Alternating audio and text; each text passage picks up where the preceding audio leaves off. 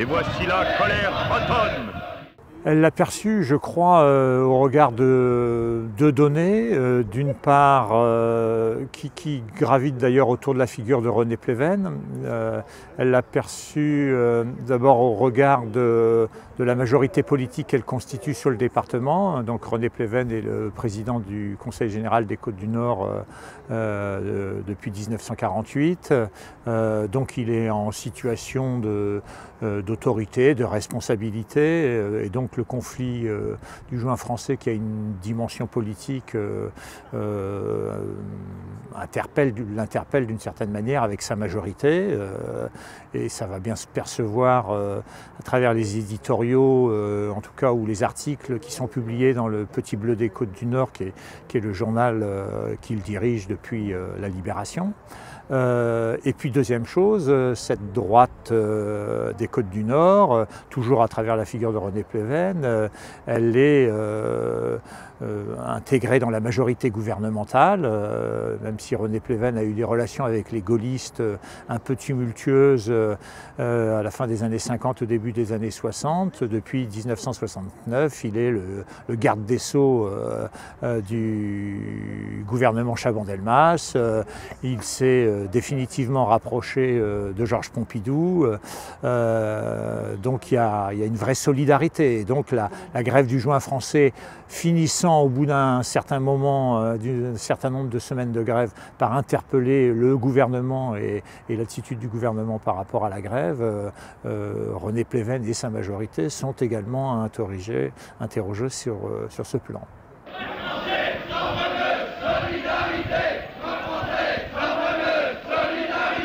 Alors c'est une attitude d'abord qui se fixe assez tardivement, hein. Il faut attendre 3 semaines de grève pour que le Petit Bleu des Côtes-du-Nord publie une première prise de position, sans aucun doute à l'initiative de René Pleven.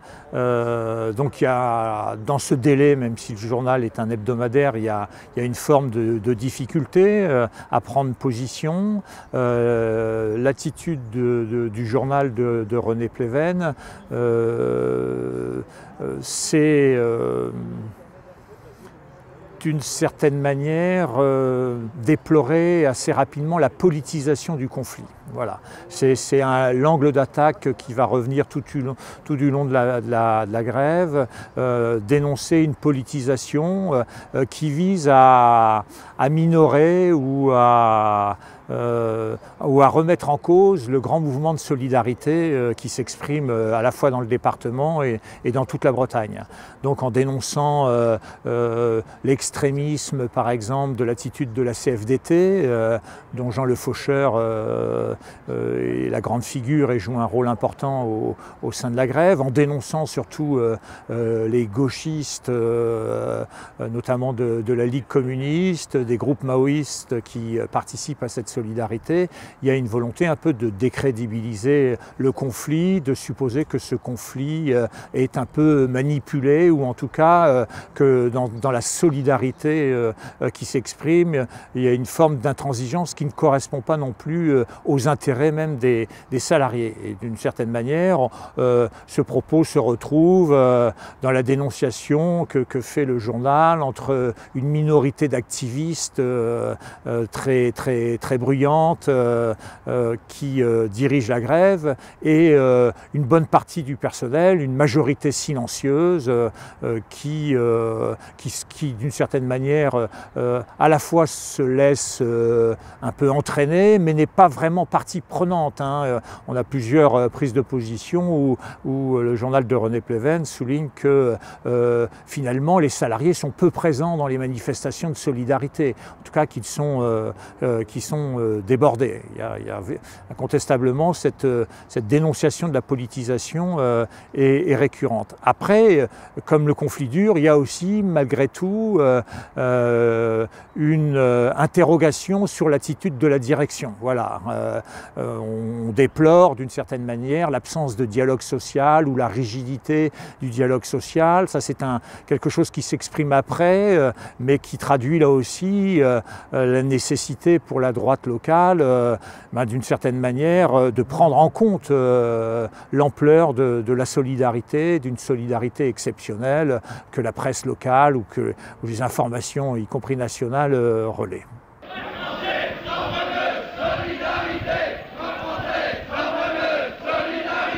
Alors le lectorat du Petit Bleu, il est assez réduit, hein. C'est un journal qui doit tirer à peine ou autour de 10 000 exemplaires, mais comme il est le journal attitré du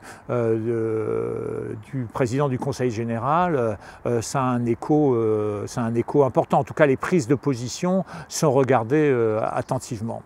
Alors il faut préciser que René Pleven, comme président du Conseil général, a été aussi amené à prendre position, mais très tardivement, en votant à l'unanimité, donc droite et gauche du Conseil général, une subvention à l'égard des grévistes, comme une forme d'accompagnement de cette solidarité. On voit bien comment, d'une certaine manière, la droite est obligée de prendre en compte, de s'inscrire dans cette dynamique. Et puis si je veux rajouter une dernière chose qui me semble importante, c'est que la gêne de René Pleven, c'est aussi la gêne du président du Célib, qui a été impliqué dans la politique de décentralisation industrielle qui a marqué la Bretagne à partir de la fin des années 50 et toutes les années 60, et que dans le conflit du Juin français, il y a une contestation, voire une dénonciation d'une politique qui finalement irait chercher en Bretagne une main-d'œuvre à bon marché, une main-d'œuvre sans tradition syndicale.